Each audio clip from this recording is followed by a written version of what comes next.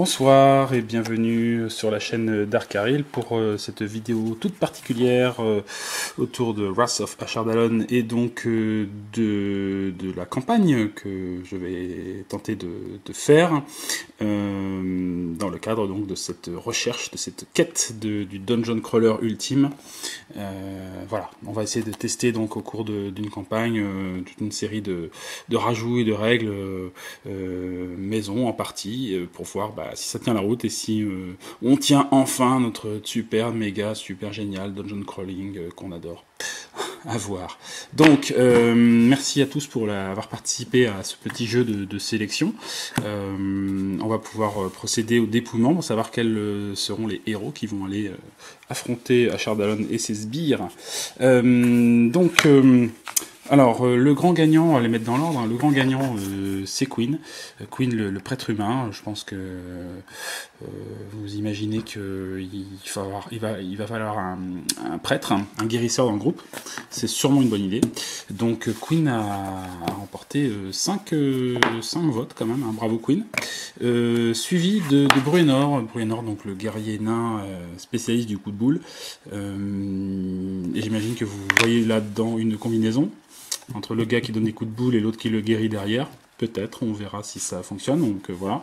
Le troisième héros qui était dans les votes, c'était Arjan, le guerrier Drakeïde.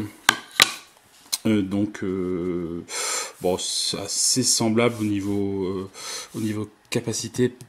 Sauf qu'il est peut-être un peu moins performant. Voilà, simplement que lui, il a un petit pouvoir en plus, c'est de souffler, un souffle de dragon qui permet de toucher sur une tuile complète, pas mal de monde. Mais bon, voilà, il est en troisième position. Et puis après, on avait Tarak. Tarak, le roublard demi-orc, qui vient du jeu Wrath of Ashardalon. Tarak, il avait 2 votes. Et puis après, on a les petits derniers. Les petits derniers, c'est Régis, le roublard copain de Driss de Urden. Driss de Urden lui-même, qui a récolté 1 vote. Et Kat, la roublarde. Alors, j'ai décidé de jouer avec 3 personnages, finalement. Et du coup, je me suis donné comme contrainte d'avoir un personnage qui venait de chaque jeu. Donc, Quinn provient du jeu Wrath of Ashardalon, donc lui, clac, c'est validé. Bruenor, lui, provient du jeu Legend of Drizzt, donc ok, pas de problème, nos 2 premiers héros sont sélectionnés, et puis après, on va voir ce qu'il y a derrière. Alors, Arjan, ça nous fait un deuxième guerrier, donc je me dis que c'était pas terrible, donc hop, disqualifié Arjan. Et après, on avait Tarak, mais Tarak, lui, il vient du jeu Wrath of Ashardalon. Oui, c'est ça, Wrath of Ashardalon aussi. Donc, comme j'en ai déjà un, disqualifié. Et il me reste Régis et Driss d'Urden, qui sont eux-mêmes des héros de Legend of Drizzt. Et j'ai déjà Bruenor. Et donc, la dernière, c'est Kat. Et je suis bien content parce que c'est un de mes personnages préférés. Je suis assez branché roublard ou rôdeur généralement. Donc je suis content d'avoir ce personnage supplémentaire. Et ma foi, voilà notre trio gagnant donc, qui va partir à la conquête de la montagne pour mettre sa race à Ashardalon. Voilà. Donc, c'est pas tout ça, mais il faut sélectionner des pouvoirs. Alors, je disais peut-être dans une vidéo précédente ou sur le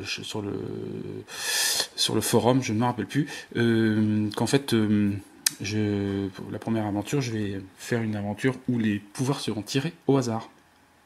Alors, sauf ceux qui sont déjà affilié au personnage, donc je vais faire ça et on va voir ensemble ce que ça donne. Voilà, donc j'ai tiré les pouvoirs et on s'en sort pas trop mal.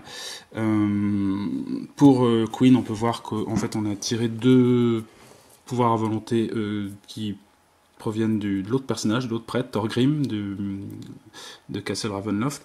Et donc il a un pouvoir de flamme sacrée qui permet de retirer des conditions, et un autre qui s'appelle frappe de guérison qui permet de faire gagner des points de vie. Donc c'est assez équilibré au niveau guérison. J'ai récupéré la colonne de feu de Thorgrim, qui est quand même assez balèze, qui fait 3 dégâts. Donc ça c'est bien. Et en pouvoir utilitaire, donc on a bénédiction, qui permet de donner un bonus de plus 2 au jet d'attaque à tous les héros sur une tuile définie pendant un tour. Donc pour un gros combat décisif, c'est pas mal.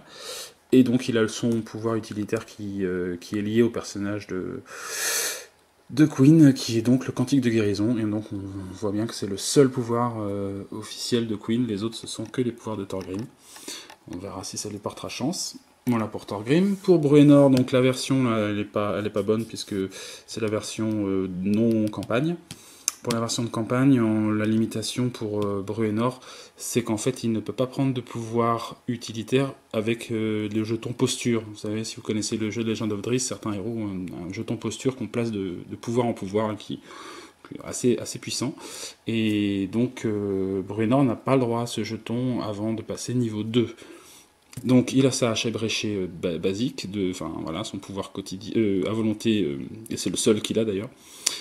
Voilà, c'est pas le gars à s'encombrer, Bruenor, donc il a sa hache, la même hache qu'il avait depuis le début de sa carrière. Le pouvoir attaque en puissance, ça c'est pareil, c'est son pouvoir de base, ça on le garde, qui permet de rajouter des dégâts. Et puis les trois autres, j'ai eu pas mal de chance, sont assez complémentaires. Il y a la Birnen. La Birnen, donc c'est l'équivalent d'une potion de guérison pour enfin, pas que pour lui d'ailleurs, ça peut être aussi pour un héros adjacent. Coup chanceuse, ça lui permet de relancer un dé, voilà, n'importe lequel. Et il a un pouvoir qui lui vient de Vistra, la guerrière de Wrath of Ashardalon, il me semble. Ouais, c'est ça, je crois. Qui permet de jouer la carte rencontre à la place de quelqu'un. Donc voilà, ça lui permet d'encaisser à la place de quelqu'un d'autre, ce qui est pas assez thématique de toute façon pour les guerriers. Voilà. Et pour Kat, donc la roublarde, c'est pareil, j'ai eu pas mal de chance. Elle a une attaque au corps à corps qui lui vient de Tarak et un pouvoir à distance avec tir embusqué de son propre personnage, donc ça c'est assez complémentaire. Elle a chopé un gros pouvoir de dégâts qui provient de Régis, le coup de grâce, donc qui permet de toucher un seul monstre en revanche, mais qui peut aller jusqu'à 2 voire 4 dégâts si le monstre est adjacent à notre héros. Donc voilà, c'est plutôt pas mal. Science de l'évasion, ça permet d'éviter une attaque de type piège ou de type événement attaque. Et le dernier pouvoir, c'est le pouvoir de 4, un pouvoir qu'elle a automatiquement. On n'a pas trop le choix, c'est l'attaque sournoise. Donc pour une phase de héros, même pour 2 phases de héros, vous gagnez plus 4 à l'attaque et plus 1 au dégât jusqu'à la fin de votre prochaine phase de héros. Donc pour 2 tours, elle a un bonus conséquent à l'attaque et aux dégâts. Donc voilà, sacré bon pouvoir, je pense aussi. Donc voilà, on s'en sort pas trop mal. Dernière chose à faire, c'est tirer une carte trésor. Donc on va faire ça aussi, comme ça ils seront prêts, ils auront et leur pouvoir et leur trésor et ils pourront s'attaquer à la première aventure. Voilà, on se retrouve devant le bon gros paquet de cartes trésors qui est composé de tous les trésors des 3 premiers jeux et d'un gros paquet assez conséquent de création de trésors aussi. Donc voilà. Et donc là, nous voici pour proposer une carte trésor à chacun des joueurs pour leur carte de démarrage. Et donc moi je joue pas mal dans l'équilibre de la campagne sur le coût des trésors. Et donc une de mes règles maison, c'est qu'un héros ne peut pas commencer avec un trésor qui a une valeur supérieure à 1000 pièces d'or. Voilà, c'est pour éviter d'avoir tout de suite des énormes objets, type bouclier boomerang, etc. On commence par des petits trucs. Donc on va faire l'objet de Bruenor. Hop, bâtonnet de peur, ça coûte 1500, donc hop, c'est même pas la peine, on défausse. Potion de guérison, 600 pièces d'or, donc voilà une potion de guérison pour Bruenor.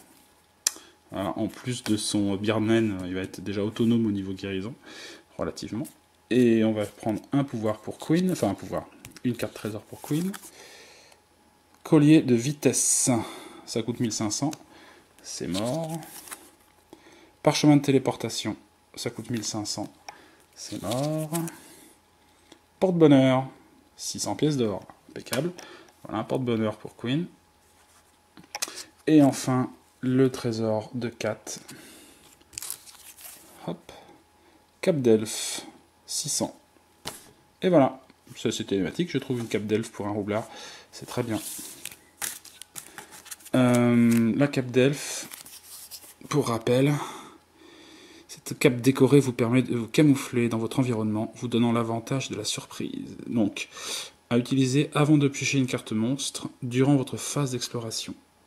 Donc, ça marche tout le temps, c'est quand même assez balèze, je trouve. Le joueur à votre gauche pioche la carte monstre à votre place. Ça permet en fait d'avoir un tour d'avance sur les monstres. Et ça se défausse pas, donc c'est tout le temps. Tant qu'on l'a, je trouve que c'est pas cher payé pour un objet comme ça. Ok, et ben voilà. Et ben nos 3 héros sont prêts à aller faire une expédition sur les flancs de la montagne. Et a priori, là ils n'étaient pas forcément prêts à partir directement dans une aventure particulière, ils étaient plus là pour faire de la reconnaissance et je crois qu'il va leur arriver quelques bricoles. Ainsi va de la vie des aventuriers. Et bien écoutez, je vous dis à bientôt pour une prochaine vidéo où on rentrera dans le vif du sujet. Ciao!